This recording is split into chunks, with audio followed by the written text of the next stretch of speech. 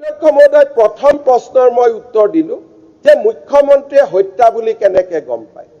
মুখ্যমন্ত্ৰীয়ে হত্যা বুলি মোক এছআইটিয়ে কোৱা নাই এই হত্যাকাণ্ড it is a case of murder from very third day যিমান বেইল এপ্লিকেশ্যন যিমান ৰিমাণ্ড এপ্লিকেশ্যন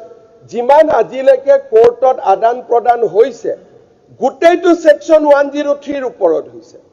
আৰু এই বিষয়টো বিৰোধী পক্ষই আজিলৈকে গম পোৱা নাই তাৰ পৰা মই অনুভৱ কৰো যে বিৰোধী পক্ষৰ গোটেই ঘটনাটোৰ ওপৰত সম্যক ধাৰণা হোৱা নাই নহলে অন্তত কোৰ্টত গৈ আমি কাষ্টডি বিচাৰা ফৰৱাৰ্ডিং ৰিপৰ্টখন বা কোৰ্টে কাষ্টডি গ্ৰান্ট কৰা অৰ্ডাৰৰ ফটোষ্টেট কপি চাৰ্টিফাইড কপি যি পাব্লিক ৰেকৰ্ড তাক আজি বিৰোধী পক্ষৰ হাতে হাতে থাকিব লাগিছিল কিন্তু আজি বিৰোধী পক্ষৰ হাতত পাব্লিক ডকুমেন্টছ কেনিও নাই যদি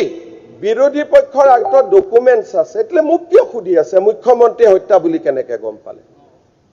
মোক কিয় খুদি আছে it is a case of murder from very first day আজিলৈকে সিদ্ধাৰ্থ শৰ্মা শ্যাম কানু মহন্ত অমৃত প্ৰভা শেখৰ জ্যোতি তেওঁলোক যে জেলত আছে তেওঁলোক মাৰ্ডাৰ কেছত জেলত আছে